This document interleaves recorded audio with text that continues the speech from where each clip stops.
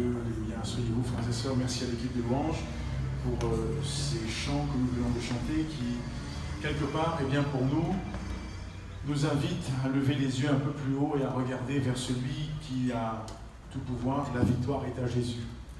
Et dans cette journée, nous aimerions traiter du thème suivant, l'heure est venue. Et je vous invite à faire une lecture avec moi dans les Actes des Apôtres. L'heure est venue, donc dans les Actes des Apôtres, nous allons lire au chapitre 2 et nous lirons à partir du verset 37. Voyez-vous, les disciples, ce qui fait la force, de notre foi, ce n'est pas nos années de conversion. Parce qu'il n'est pas dit que la foi vient avec le nombre d'années que nous connaissons.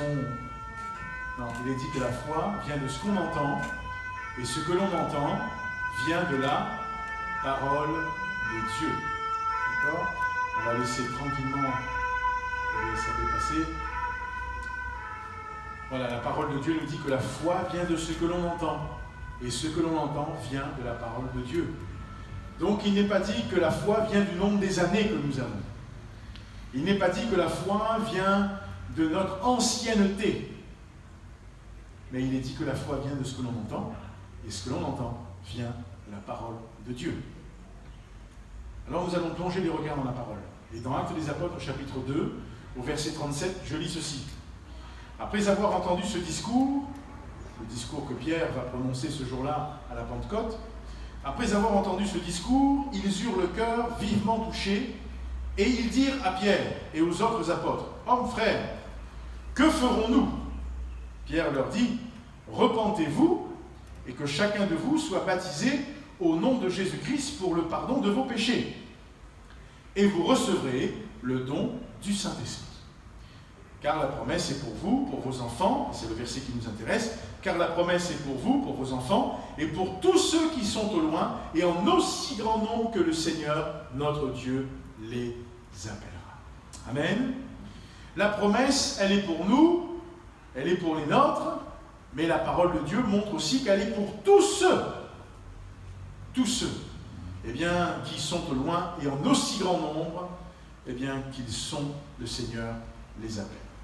D'accord ? Alors, cela nous montre quoi ? Cela nous montre qu'en tant que disciples, nous sommes disciples de Jésus-Christ, en tant que disciples du Christ, nous sommes appelés à poursuivre la mission de Dieu.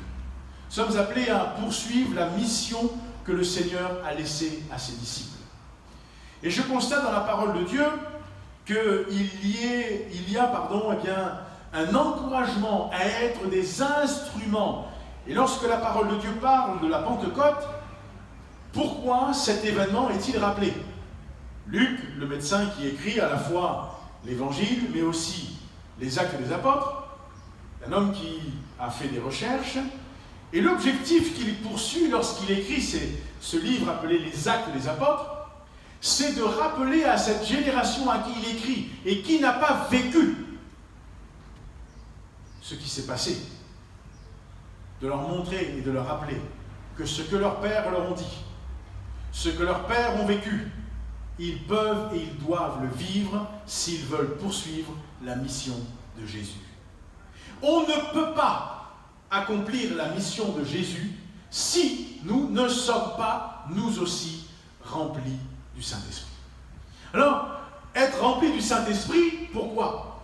Pas seulement pour dire aux autres que nous parlons en langue. Pas seulement pour dire, vous avez vu, je parle en langue. Non. Rempli du Saint-Esprit pour accomplir et poursuivre la mission de Jésus. C'est là, le secret et la richesse à laquelle vous et moi, nous sommes appelés. Et je crois que lorsque nous plongeons nos regards, nous comprenons que le Saint-Esprit, la parole de Dieu et Jésus dit, « Je vous enverrai un autre consolateur ». C'est exactement ce que le Saint-Esprit accomplit. Il est le paraclète, celui qui nous assiste, celui qui se met debout pour nous, celui qui parle pour nous, celui qui intervient en notre faveur. Et la parole de Dieu nous montre qu'au travers de ce passage des Actes, 3 points importants que je voudrais qu'on retienne. Dieu à ses heures ou son heure. Et nous verrons ce que cela signifie. SES, bien sûr, nous disons ses heures, donc ça veut dire les siennes, son heure. Dieu a sa condition ou ses conditions. Toujours, c'est placé de son côté. Et Dieu a son instrument ou ses instruments, c'est toujours à lui. Si nous disons que Dieu a ses heures et que nous reconnaissons Dieu comme il doit être, nous comprenons alors, frères et sœurs, que Dieu est maître de ses plans. Il veille sur ses enfants, il pourvoit aux besoins de chacun. Dans l'Ancien Testament, comme dans le Nouveau Testament, nous voyons ce Dieu-là qui est à l'œuvre. Mais ce qui nous encourage, c'est que Dieu parle à toutes les générations. Et il le fait successivement. Dieu ne dit pas, ce message que j'ai adressé à cette génération, eh bien, allez le chercher et appliquez-le vous-même à votre vie. Dieu nous parle à chaque génération. Et le message est là pour nous encourager. Le message est là pour nous permettre, à vous comme à moi, d'aller plus loin. Lorsque vous regardez Moïse, David, il l'affirme dans le psaume 90 au verset 1, ou dans le psaume 71 verset 18. Dieu veille sur nous. Dieu veille sur toi, mon frère. Dieu veille sur toi, ma sœur. Il veut que toi comme moi, nous soyons remplis du Saint-Esprit. Et que nous soyons et que nous comprenions que nous avons été scellés par le Saint-Esprit. Éphésiens chapitre 1, verset 13. Mais il nous faut, et j'espère que nous le comprenons, pourquoi le Saint-Esprit? Parce qu'il faut que nous soyons revêtus de puissance et d'autorité pour accomplir la mission du Seigneur. Quand il faut aller, quand il faut parler, quand il faut témoigner, quand il faut dire ce que Jésus a fait pour toi, tu dois être rempli du Saint-Esprit. Parce que tu ne sais jamais qui est en face de toi, mais tu sais qui est en toi. Quand tu sais qui est en toi, peu importe ce qui est en face de toi, tu vas parler. Tu vas dire ce que le Seigneur te confie, ce que le Seigneur te donne. Le souci d'aujourd'hui dans le XXIe siècle, c'est que beaucoup de chrétiens sont devenus froids. Là, dans le Nouveau Testament, comme nous lisons dans les Actes des Apôtres, ils étaient bouillants. Mais parfois, certains sont congelés. Vous savez, on congèle notre foi. Quand vous avez déplumé un canard ou quand vous avez déplumé un coq, vous faites quoi? Vous le mettez où? Si vous le faites cuire tout de suite, tant mieux. Mais si vous n'avez pas le temps de le faire cuire, vous n'allez pas le laisser comme ça à un jour du temps. Vous le congelez. Parce que vous dites, tiens, je vais le garder, on le fera cuire dimanche prochain. Et beaucoup congèlent leur foi. Beaucoup mettent leur foi au congélateur. On entretient, on va le garder pour, Le Seigneur nous invite, non pas à congeler notre foi, mais il nous invite à être des hommes et des femmes qui soient brûlants, animés par le feu de Dieu, pour accomplir la mission de Dieu. Et je note une chose importante, c'est que ces hommes qui nous sont montrés dans le Nouveau Testament ont parfois tout quitté. Regardez l'apôtre Paul, il ne regardait pas la dépense au prix, ils se sont donnés. Regardez en métropole, lorsque la parole de Dieu a été prêchée, le missionnaire Douglas Scott, lorsqu'il est venu, il devait passer par la France pour continuer, et tout d'un coup, il s'est arrêté, ne parlant pas la langue, ne comprenant peut-être pas tout en français, mais il a prêché l'évangile. Et là, il y a eu un mouvement puissant de l'Esprit de Dieu. Et le Seigneur a commencé à œuvrer. Des miracles, des guérisons, des baptêmes dans le Saint-Esprit. Et notre frère Cizeron, lui aussi a vécu cette expérience en métropole, et Dieu l'a pris de la métropole pour l'amener ici. Il n'est pas arrivé avec une foi congelée, il n'est pas arrivé avec une foi glaciale, il ne s'est pas caché derrière, là encore, les arbres que nous avons ici. Non, il est allé, il a prêché la parole, poursuivant la mission de Dieu.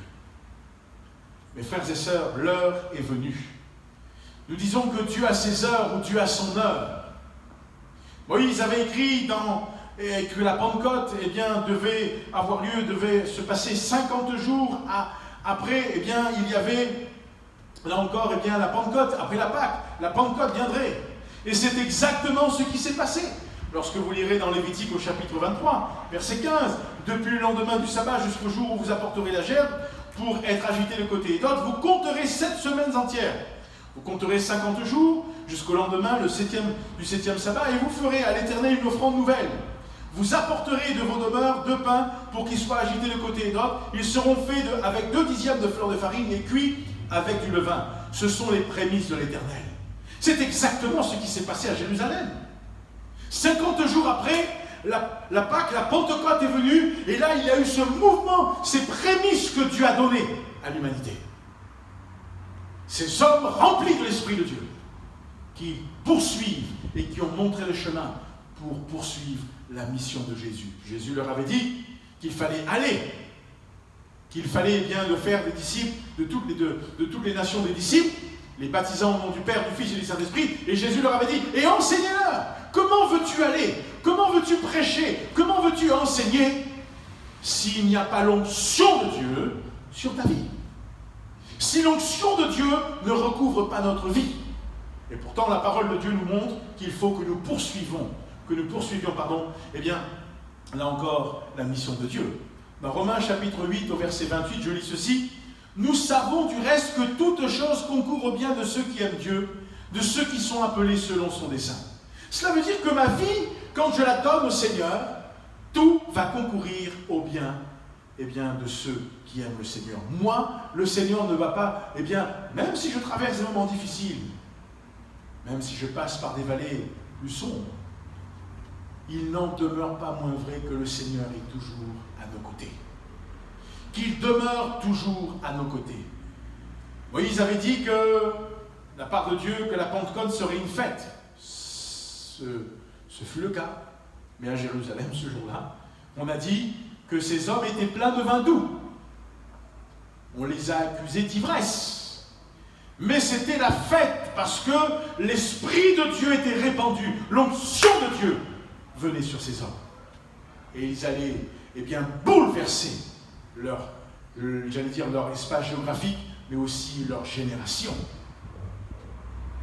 La Bible dit, et à juste raison dans Éphésiens 5, 18, ne vous enivrez pas de vin, c'est la débauche. Soyez au contraire remplis de l'Esprit. C'est exactement ce qu'ont vécu les disciples. Ce n'était pas le vin qui leur faisait parler, eh bien c'est langues, mais l'Esprit de Dieu qui avait, là encore, recouvert leur vie. Je dis que Dieu, eh bien, a son heure, a ses heures. Dieu sait. Cela est écrit. Dieu utilise son temps. C'est le temps qui appartient à Dieu. Le prophète avait dit, dans Ésaïe 44, verset 3, « Je répandrai des eaux sur le sol altéré et des ruisseaux sur la terre desséchée. » Comment répandre de l'eau sur une terre qui est altérée? Sur une terre qui est tellement déjà abreuvée, une terre qui peut-être ne peut plus absorber. Combien d'âmes ont tellement absorbé de choses dans ce monde qu'ils ne peuvent plus, qu'ils ne veulent plus et qu'ils rejettent? Nous étions de cela, oui ou non? Oui, la parole de Dieu le dit. Combien, là encore, eh bien, de terres desséchées, combien aussi de ceux et celles qui, malgré qu'on pense qu'ils sont tellement altérés par des choses, ils refusent la grâce de Dieu. Ils sont secs, mais Dieu dit, je répandrai les eaux. Et les eaux de Dieu absorbent tout ce qui n'est pas bon pour permettre que la grâce de Dieu puisse agir. Lorsque l'œuvre du Seigneur se fait, lorsque Dieu nous dit qu'il a son heure, quand c'est le temps, souviens-toi de ta propre vie. Souviens-toi de l'histoire de ta conversion. Ce jour-là, on t'a invité. Ah, ta journée était médiocre, terrible. Tu avais vécu tellement de problèmes. Mais on t'a dit, viens écouter l'évangile. Ou quelqu'un t'a parlé de Jésus. Souviens-toi de ce jour. Mais lorsque tu as entendu l'évangile, comment est-ce que Dieu a changé les circonstances de ta vie?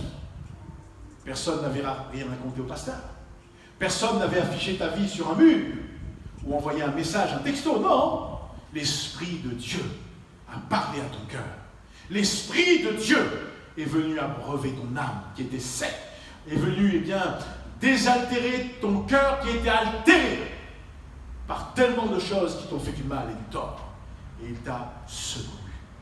Jésus avait dit à ses disciples, il avait montré que le Saint-Esprit, tout à l'heure je vous parlais de cela, qu'il enverrait l'autre consolateur. Le Saint-Esprit est venu dans le monde pour, eh bien, convaincre le monde en ce qui concerne le péché, la justice et le jugement. Et il accomplit l'œuvre pour laquelle il a été envoyé.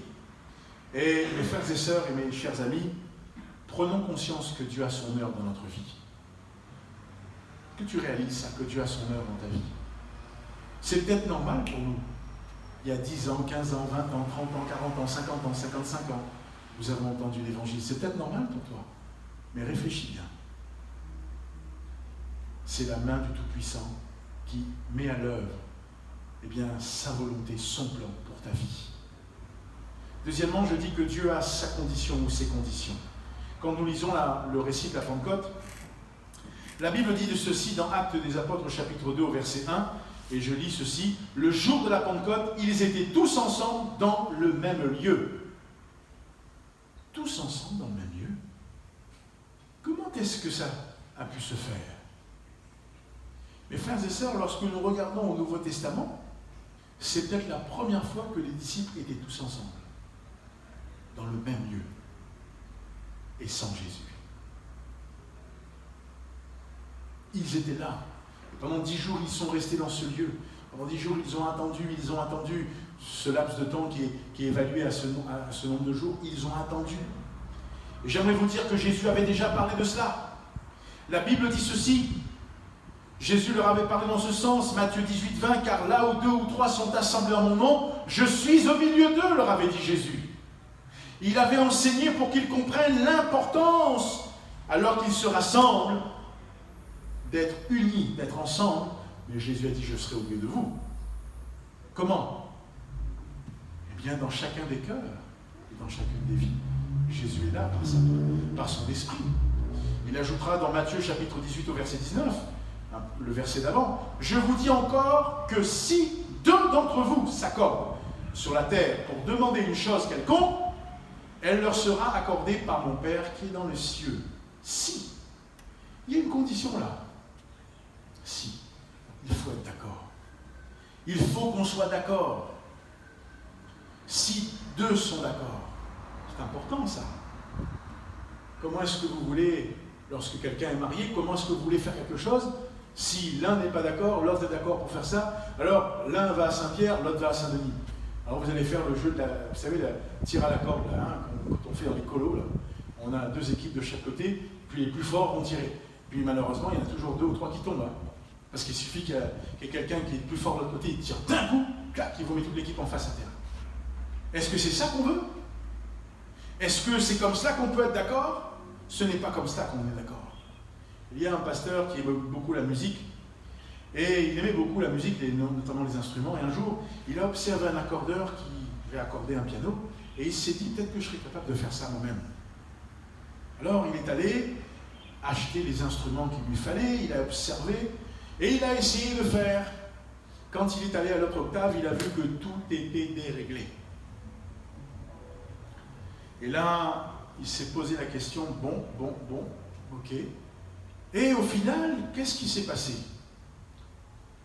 Quand nous essayons avec notre capacité d'accorder quelque chose, par exemple un piano, si nous ne sommes pas formés, nous allons plutôt le désaccorder. Et quand nous essayons d'accorder 2 personnes, ou un groupe de personnes, ou 2 groupes, qu'est-ce qui se passe? Quand nous le faisons avec nos capacités, nous allons faire plus de tort que du bien.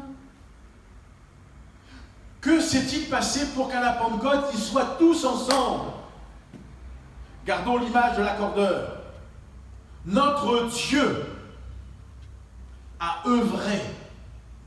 Il a accordé chacun de ces hommes. Il a travaillé pour que dans leur cœur, quelque chose se produise, pour qu'ils puissent être ensemble. Quand vous regardez la parole, au milieu des disciples, il y en avait de ceux qui se croyaient les meilleurs et les plus forts. Oh Seigneur, il nous embête, lui. Il nous embête. Tu veux qu'on fasse descendre le feu du ciel? Qu'est-ce qu'ils font? On a le pouvoir de le faire. Là, qui dit, mais qui sera le premier, Seigneur? On va être le premier. Ah, ok. Voilà. Donc là-bas, qui est en train de vouloir, entre guillemets, tirer son épingle du jeu. Ceux qui servent avec d'autres intérêts, qui servent en servant de maître, Judas.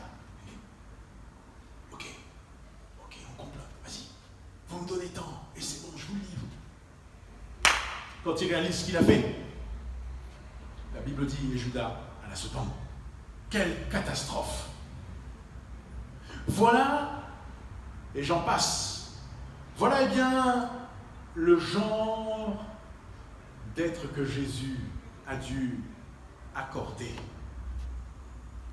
Il y a eu un travail puissant qui s'est opéré dans leur cœur. Il y a eu un travail profond qui s'est opéré dans leur cœur. Et pourtant ce Pierre, parlons de Pierre.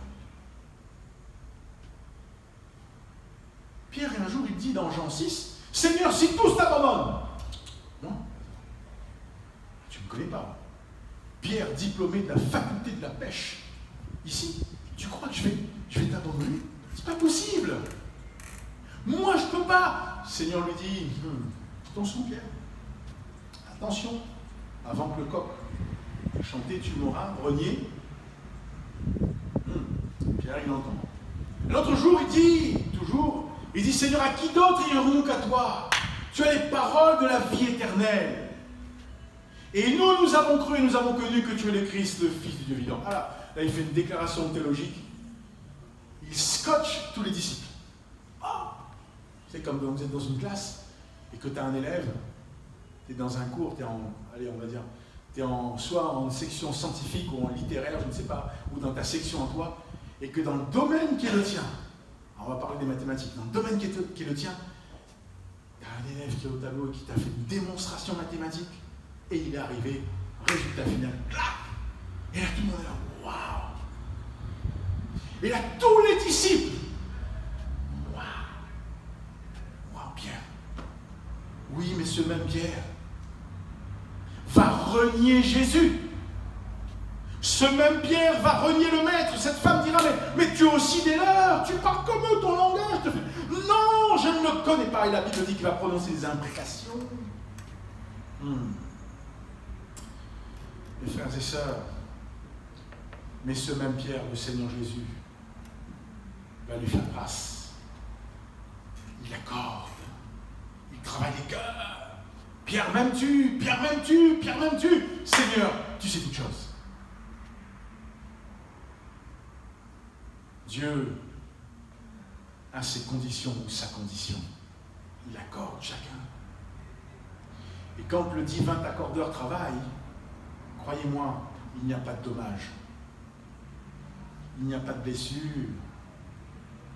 Pas de maladresse. Mais il sait parler au cœur.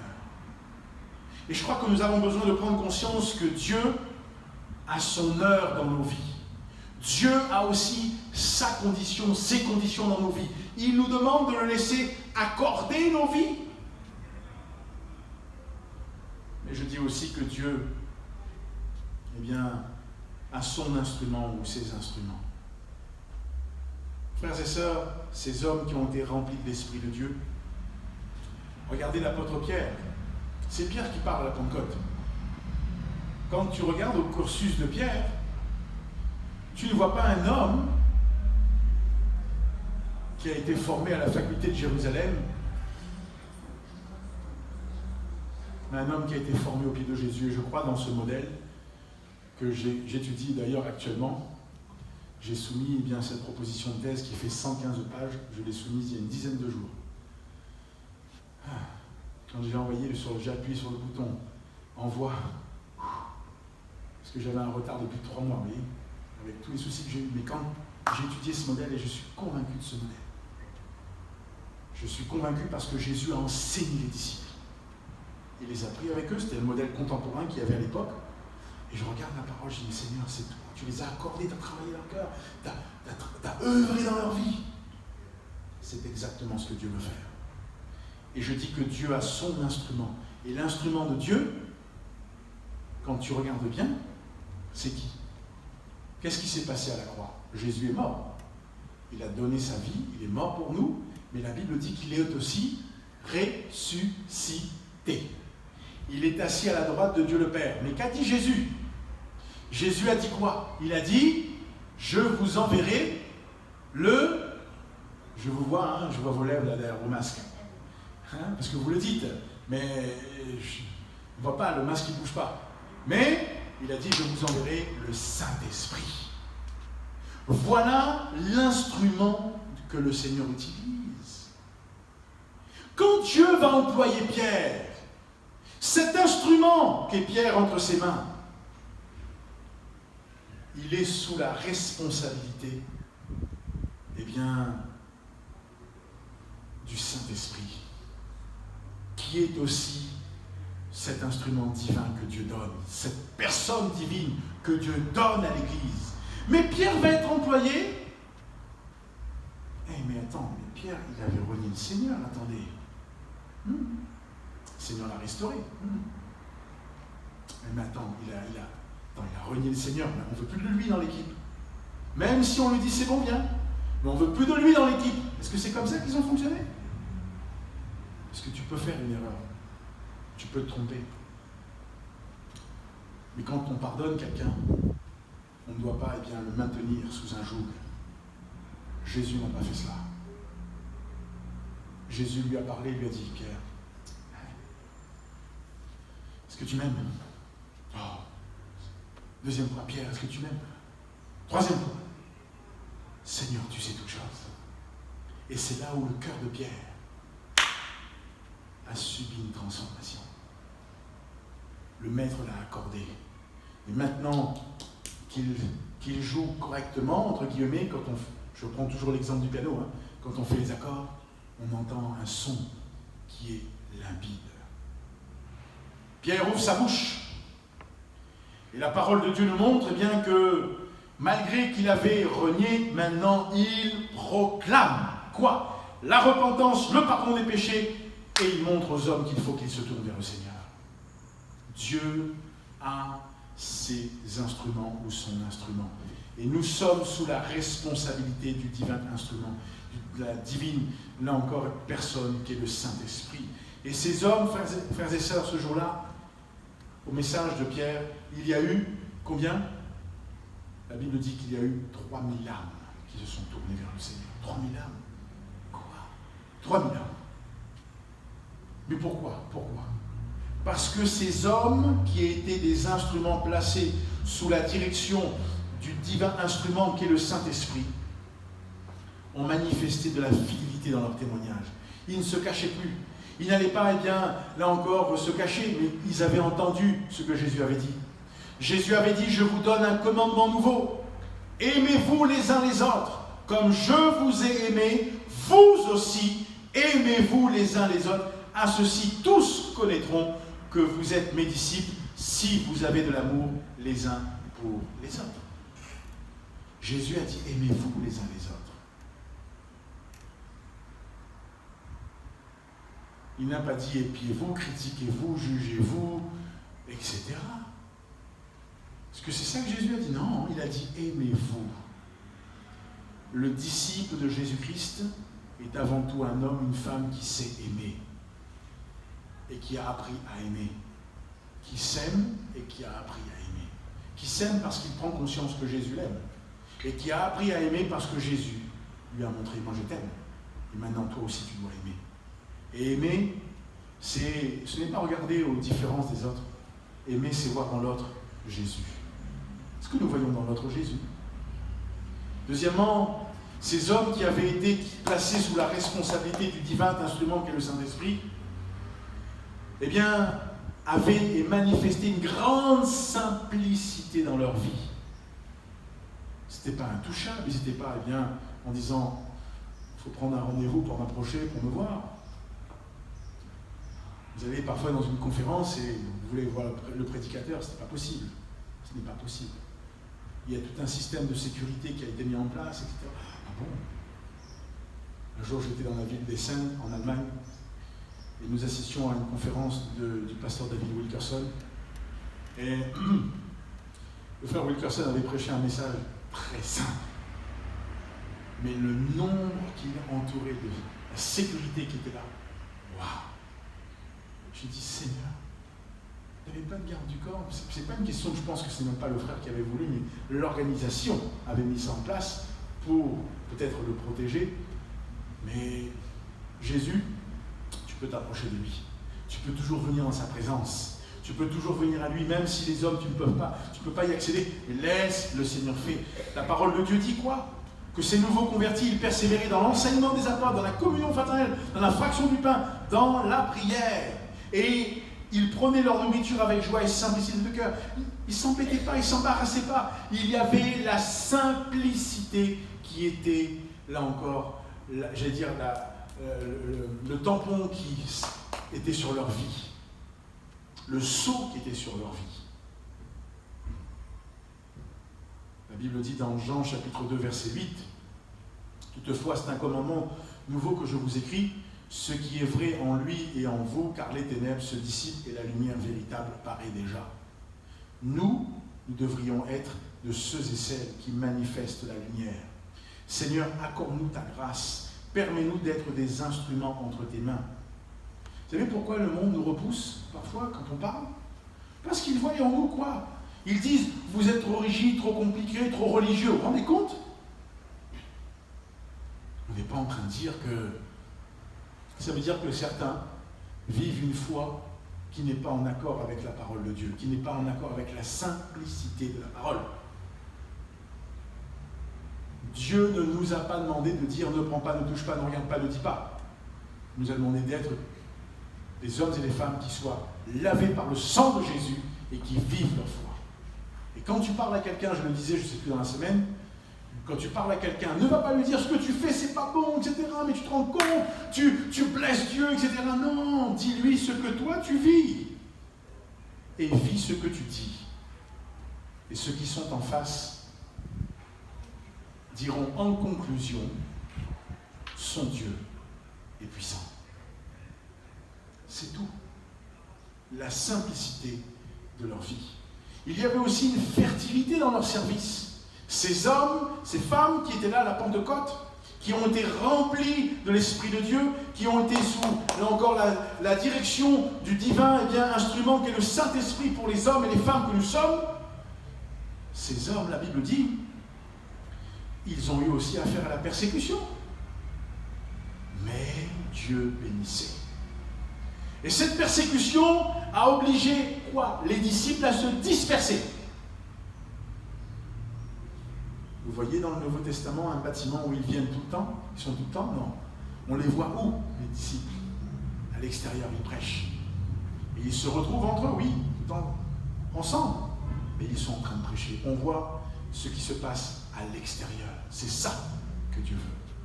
Et le Seigneur nous amène à vivre cette dépendance et quelque part cette fertilité dans notre service parce que Dieu veut que nous soyons de la sorte. Et ces hommes qui étaient là, sous la direction du Saint-Esprit, avaient dans leur cœur aussi une grande libéralité, à la fois parfois financière dans ce qu'ils pouvaient faire, mais aussi spirituellement. Regardez l'apôtre Pierre, dans Actes des Apôtres, chapitre 3, verset 6. Pierre monte au temple, c'est l'heure de la prière, mais quand il voit cet homme, souvenez-vous, ils étaient tous ensemble, ils avaient mis leurs biens en commun. Personne ne pouvait dire je n'ai rien. Ensemble, ils étaient unis. Cette unité, communion fraternelle qu'ils nourrissaient. Et la Bible dit que ce jour-là, Pierre a dit, je n'ai ni argent ni or, mais ce que j'ai, je te le donne. Au nom de Jésus-Christ de Nazareth, lève-toi et marche. En d'autres termes, il dit, toi, ce que je pourrais avoir comme richesse, c'est pas ce qui va répondre à ton besoin. D'abord, je te donne ce qui va répondre à ton besoin. Jésus. Ensuite, on va voir pour t'aider s'il faut t'aider. Le Seigneur va te bénir. Et ce jour-là, la Bible dit que cet homme a été guéri. Il est entré dans le temple, marchant, sautant et louant Dieu. La libéralité de ces hommes a fait que l'œuvre se poursuivait. Mais ils ont été aussi des hommes qui ont été marqués par la fermeté et le courage au milieu des difficultés.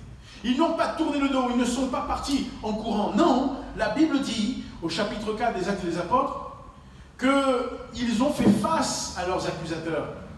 Par exemple, nous lisons dans Actes 4, 19, « Jugez s'il est juste devant Dieu de vous obéir plutôt qu'à Dieu. » Ça demande du courage pour dire cela à celui qui va te condamner.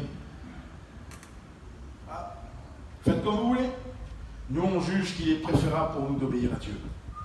Parce qu'ils n'avaient rien fait. Ils étaient clairs dans leur cœur. Quand tu es clair, tu ne crains rien. La parole de Dieu dit dans Actes des Apôtres 80, « Nous ne pouvons ne pas parler de ce que nous avons vu et entendu. Voilà ce qu'ils disent encore à ces hommes. Vous voulez qu'on se taise? Comment vous voulez qu'on se taise? Nous, on a vu, on a entendu. On doit parler, on doit dire. On ne fait rien de mal. Mais vous pensez que nous faisons le mal. C'est votre problème. Ils ont usé de fermeté et de courage pour agir et travailler. Et quand je me souviens, je le disais au premier culte, un jour dans un des voyages, quand je me déplace, je ne mets plus maintenant pasteur dans certains pays, je mets enseignant parce que c'est ce à quoi Dieu m'a appelé. Et je me souviens dans ce pays où j'étais dans la zone, j'arrive et on m'a confisqué le passeport. Waouh! Et je vois mon avion qui repart, je vois l'avion qui est déjà là, et je me dis, c'est cuit David, je vais rester ici. Je me dis, c'est cuit, c'est cuit, c'est cuit. Pourquoi? Parce que quand j'étais dans une autre île, j'ai été suivi par la police secrète. Et je me souviens parce que les frères ont marché ensemble, et les frères m'ont dit, tu continues à marcher David.